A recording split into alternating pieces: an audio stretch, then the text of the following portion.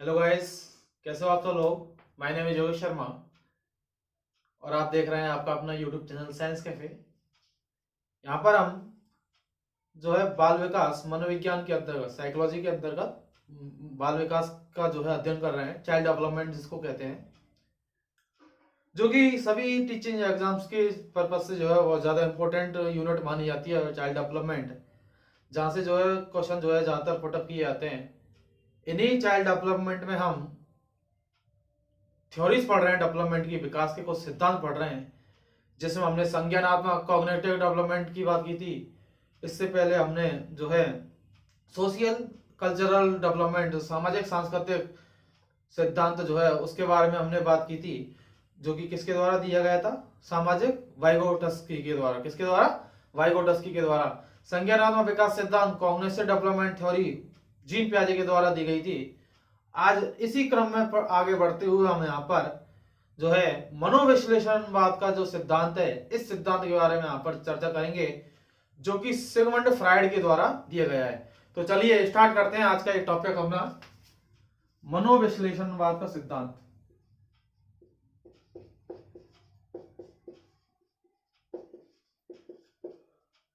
मनोविश्लेषणवाद का सिद्धांत।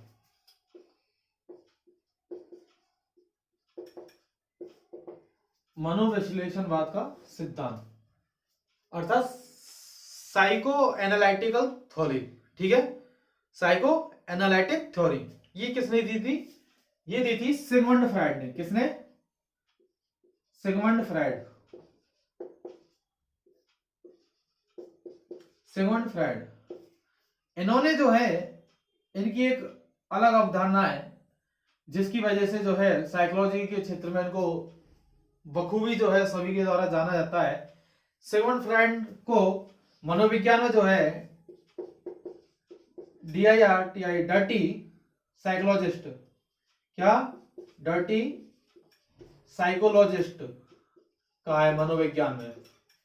Sigmund Freud को डर्टी साइकोलॉजिस्ट कहा है, गंदा मनोवैज्ञानिक कहा है, क्योंकि ये जो है अपने डेवलपमेंट में जो है, विकास में जो है, इनका जो मेन जो बेस है वो लिबिडो को मानते हैं। किसको? लिबिडो। लिबिडो अर्थात काम प्रवृत्ति जो है, इस काम प्रवृत्ति को जो है इन्होंने अपने सिद्धांतों में क्या दी है, ज्यादातर मान्यता दी है।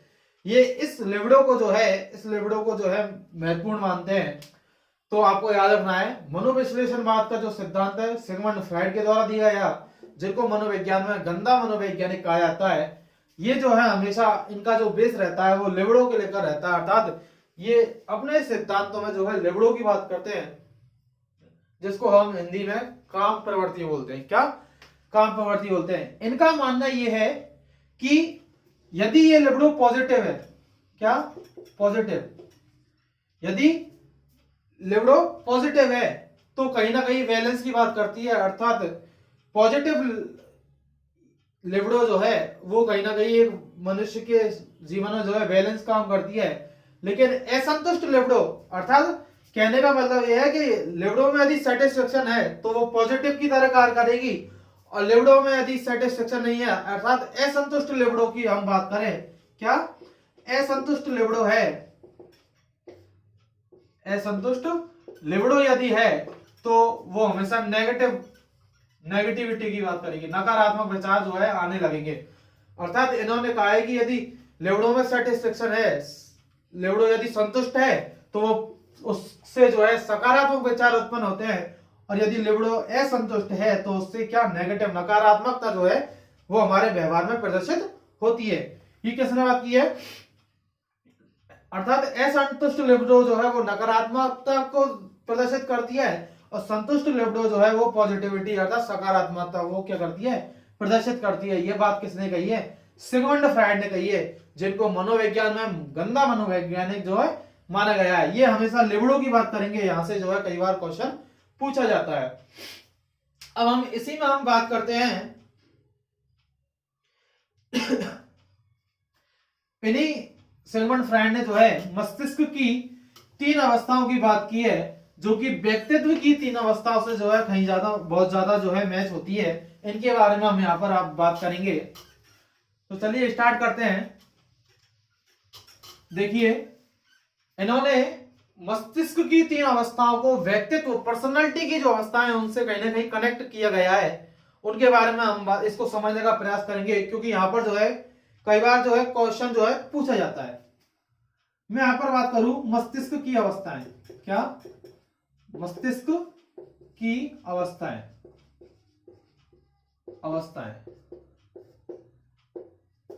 हमारा जो माइंड है, हमारा जो मस्तिष्क है, उसमें हम कभी कभी कॉन्सिनियस होते हैं, कभी कभी सबकॉन्सिनियस होते हैं, और कभी कभी जो है अनकॉन्सिनियस माइंड जो है, अनकॉन्शियस माइंड जो है हमारा वो देखा जाता है। ठीक है, बात आ रही समझ में। सिगमंड फ्रायड जो है, इन्होंने एक अलग तरीके से जो है मस्तिष्क की अवस्था को प्रदर्शित किया है। इन्होंने जो है मस्तिष्क की जो तुलना है वो पानी के बर्फ के जो हिमखंड है, पानी में डूबा हुआ जो हिमखंड है उससे जो है इसकी तुलना की है। किससे? हिमखंड, अर्थात हिमखंड से जो है इसकी तुलना की है। पानी में डूबा हुआ हिमखंड है और इस हिमखंड से जो है इन्होंने मस्तिष्क की जो अवस्थाएं दी हैं, जिसमें पहली अवस्था है चेतन अवस्था। क्या? चेतन अवस्था, जिसको हम यहां पर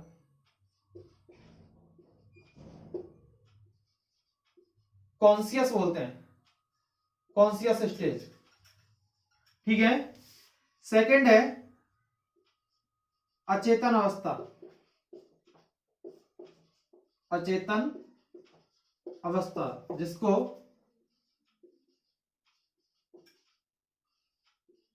अनकॉन्शियस बोला जाता है। और थर्ड है हमारी अर्धचेतन अवस्था, अर्धचेतन अवस्था जिसको सबकॉन्शियस बोला जाता है।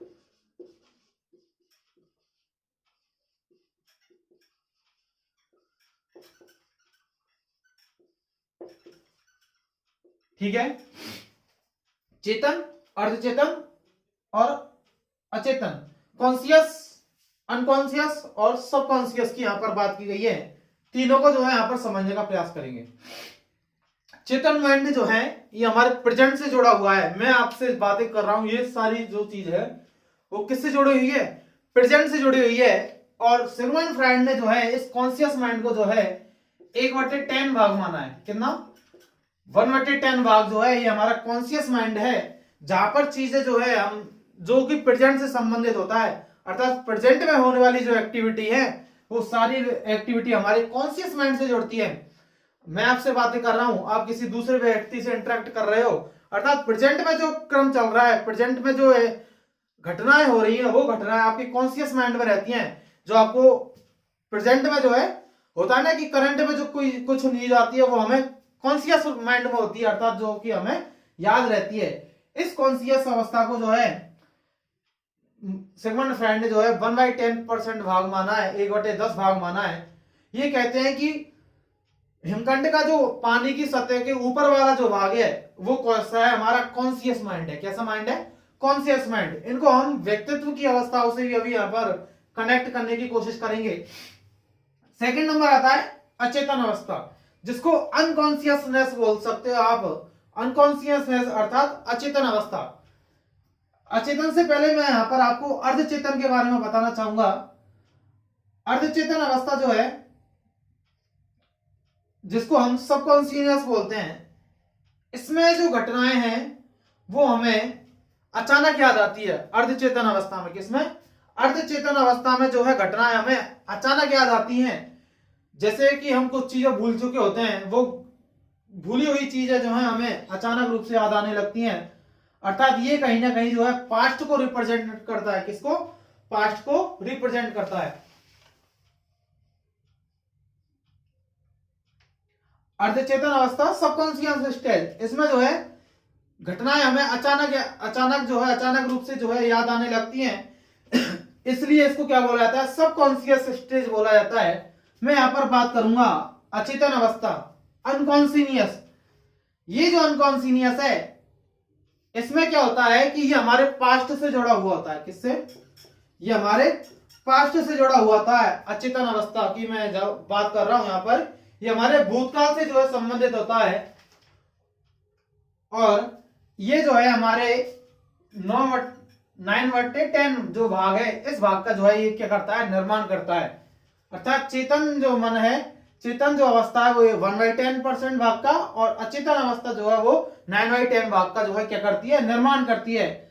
मैंने क्या बोला, चेतन मन में जो है बातें हमारे प्रेजेंट से जुड़ी हुई हैं, प्रेजेंट से जुड़ी हुई जितनी भी सारी घटनाएं वो हमारे कॉन्शियस माइंड में जो कि हमें हमेशा याद रहती हैं। अचेतन मन में जो है ये हमारे पास्ट से जुड़ी हुई घटनाएं जो हमें क्या होता है कई बार याद नहीं आती है। ठीक है, पास्ट से संबंधित जो घटनाएं वो हमें अचेतन मन में दिखाई देती हैं, अनकॉन्शियस माइंड में, जिनको कई पास्ट से जुड़ी हुई घटनाएं जिनको हम भूल भी चुके होते हैं। लेकिन अर्धचेतन जो है इस सबकॉन्शियस में जो है पुरानी जो पास्ट से जुड़ी हुई, ये भी पास्ट से जुड़ा हुआ ही है। किससे? पास्ट से जुड़ा हुआ ही है। लेकिन इसमें जो घटनाएं हैं वो हमें याद करने पर जो है क्या, मेमोराइज करने पर जो है, याद करने पर जो है वो घटनाएं हमें अचानक याद आने लगती हैं। ये कौन सी अवस्था है? अर्धचेतन अवस्था। एग्जाम में क्वेश्चन पूछा जाता है कि एक व्यक्ति जो है भूतकाल से जुड़ी हुई समस्याओं को अचानक याद कर लेता है, तो यह मस्तिष्क की किस अवस्था से जुड़ा हुआ है? तो आपको याद रखना है अर्धचेतन अवस्था। अर्धचेतन अवस्था मतलब जिसमें घटनाएं जो है अचानक रूप से जो है हमें मेमोराइज होती हैं, हमें याद आने लगती हैं, वो अर्धचेतन अवस्था कहलाती है। अचेतन में पास्ट से जुड़ी हुई घटनाएं जिनको हम भूल भी चुके होते हैं, वो किसके अंदर आएंगी? अचेतन मन के अंदर आएंगी। और सबकॉन्शियस जो कि हमारे प्रेजेंट से जुड़ता है, जो कि हमारे प्रेजेंट से रिलेटेड है, इसको हम बोलते हैं कॉन्शियस माइंड, अर्थात कॉन्शियस स्टेज बोला जाता है। तो उम्मीद है कि आपको ये मस्तिष्क की तीनों अवस्थाएं जो है यहाँ पर समझ में आएंगी। अब हम इन मस्तिष्क की तीनों अवस्थाओं को पर्सनालिटी, व्यक्तित्व की तीनों अवस्थाओं से जो है कनेक्ट करने का प्रयास करेंगे। तो देखिए यहाँ पर समझ में आ गया, मैं इसको मिटा रहा हूं। अब हम यहां पर बात करेंगे व्यक्तित्व की तीनों अवस्थाएं। क्या? व्यक्तित्व की अवस्थाएं जो है किस प्रकार मस्तिष्क की अवस्थाओं से कहीं ना कहीं कनेक्ट होती हैं, इसके बारे में हम चर्चा करेंगे।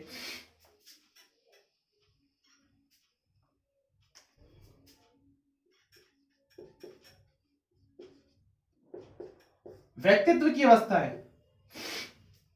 व्यक्तित्व जो है पर्सनालिटी, इसमें सिगमंड फ्राइड जो है इन्होंने तीन अवस्थाएं दी हैं व्यक्तित्व की, जिसमें हम बात करते हैं इड, सेकंड ईगो, और थर्ड जो है वो super ego. Super ego, id, जिसको इदम भी बोला जाता है। इदम मैं लिख देता हूं, इसको अहम बोला जाता है और इसको परम अहम बोला जाता है। ठीक है, आपको हिंदी में भी कोई प्रॉब्लम नहीं होगी। अब हम बात करते हैं ईगो की। बच्चा जो है शुरू से ही कैसा होता है? इड में होता है। किस में होता है? इड में। जन्म से ही ये जो है देखा जाता है इड। इड जो है जन्म से ही देखा जाता है, जो कि प्लीजर प्रिंसिपल पर जो है कार्य करता है। किस पर?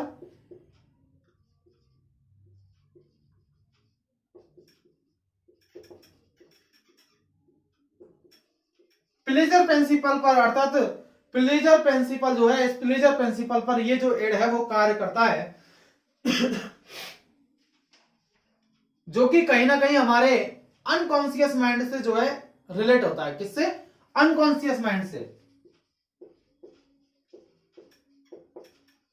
कैसे? देखो यहां पर इड समझा में आया। जन्म से जो है ये इड हमें जो है दिखाई देने लगता है, जो कि प्लीजर प्रिंसिपल पर जो है आधारित होता है, और हमारे मस्तिष्क के अनकॉन्शियस माइंड जो है, अचेतन मन जो है, उस अचेतन मन से जो है में जुड़ा हुआ होता है। बात करूं मैं ईगो की, जिसको अहम बोलते हैं, और ये जो ईगो है ये एक तरीके से पुलिसमैन की तरह काम करता है या रेफरी की तरह कार्य करता है। इसके बारे में हम यहाँ, ये जो इड है, ये जो इड अवस्था जो है ये किशोरावस्था तक देखी जाती है। कहां तक? किशोरावस्था तक ये जो है देखा जाता है। ईगो की हम बात करें तो ईगो जो है इड और सुपर ईगो में कहीं ना कहीं बैलेंस का कार्य करता है, जो कि हमारे जो है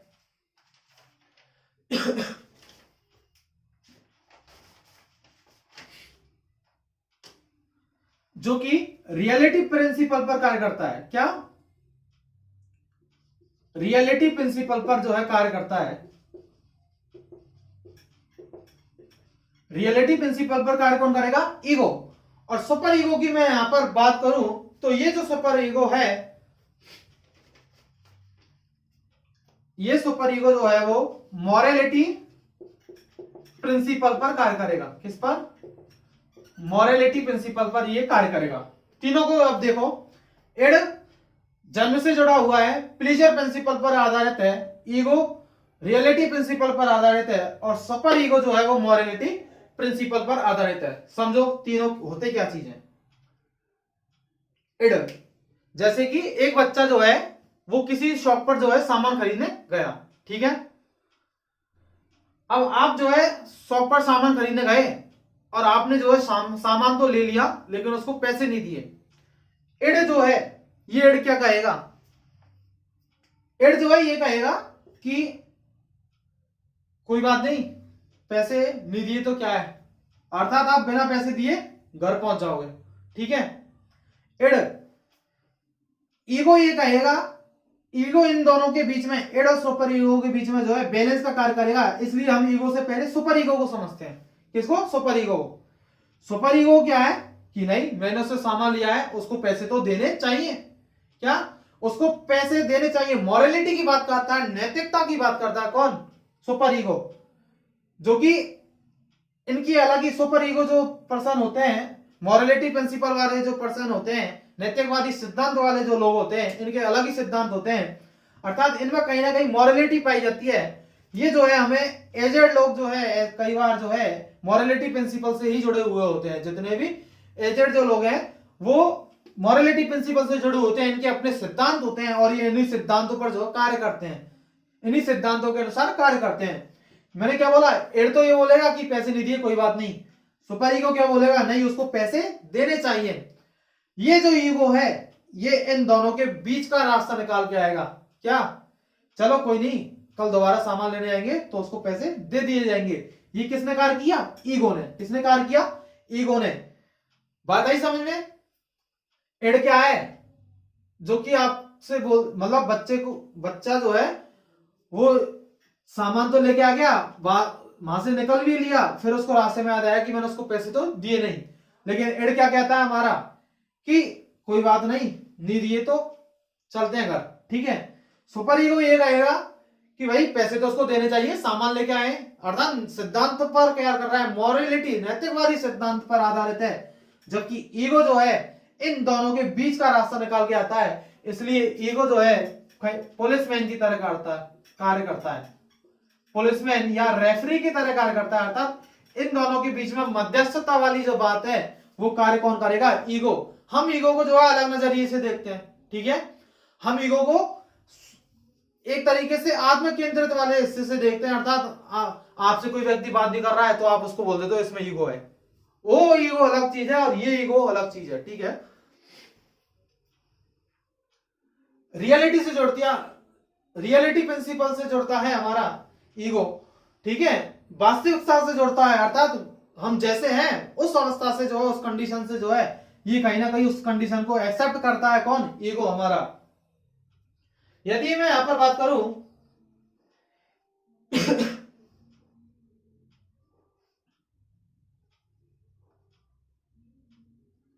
सुपर ईगो जो है, ये जो सुपर ईगो है ये हमारे सबकॉन्शियस माइंड से जुड़ता है। किससे? सबकॉन्शियस। सबकॉन्शियस जो है, अर्धचेतन जो है, इस अर्धचेतन से ये जो है सबकॉन्शियस से जो है ये जुड़ता हुआ दिखाई देता है। और बात करें ईगो की तो ये ईगो जो हमारा कॉन्शियस से जुड़ता है। किससे? कॉन्शियस, चेतन, चेतन मन से जुड़ता है। यदि मैं यहां पर बात करूं कि इड की, यदि मैं यहां पर बात करूं तो ये प्लेजर प्रिंसिपल पर कार्य करता है। किस पर? प्लेजर प्रिंसिपल पर कार्य करता है। अनकॉन्शियस मतलब अचेतन मन में जो चीजें हैं, वो अचेतन मन में जो चीजें हैं वो इड से जुड़ी हुई दिखाई देती हैं।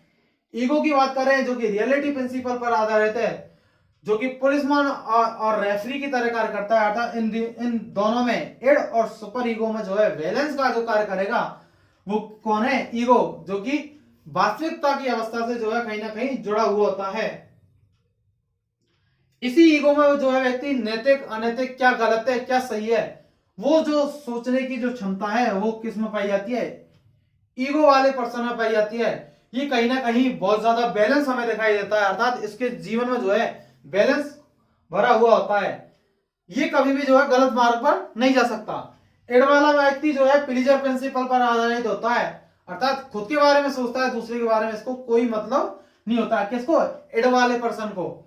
सुपर ईगो की बात करें, परम अहम मॉरलिटी प्रिंसिपल, अर्थात बुद्धिजीवी इंसान ही होता है सुपर ईगो में, जिसके अपने सिद्धांत होते हैं और इन्हीं सिद्धांत पर जो है आदर्श और नैतिकता की ये बात करता है।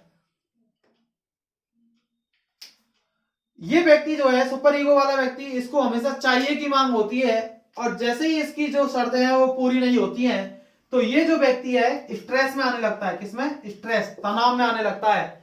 जैसे ही ये तनाव में आएगा तो ईगो इस पर हावी हो जाएगा, और ये ईगो जो है इसके स्ट्रेस को जो है कंट्रोल करने का कार्य करेगा। मैंने क्या बोला? ईगो यदि एड हावी होता है, और एड और ईगो यदि इनमें से कोई भी किसी व्यक्ति पर यदि ज्यादा प्रभावी होते हैं तो ईगो इन दोनों को जो है बैलेंस करने का जो है कार्य करता है। क्या? ईगो एड और सुपर ईगो को जो है कहीं ना कहीं बैलेंस करने का कार्य करता है। वो कौन सा है? ईगो। हम जिस ईगो को देखते हैं वो ईगो अलग चीज है। यहां पर ईगो जो है रियलिटी पर बात करता है, वास्तविकता पर बात करता है, अर्थात आप जो रियलिटी में जीते हो उस रियलिटी की बात करता है। सुपर ईगो आदर्शों की बात करेगा, नैतिकता की बात करेगा। ठीक है, इसको आपको याद रखना है।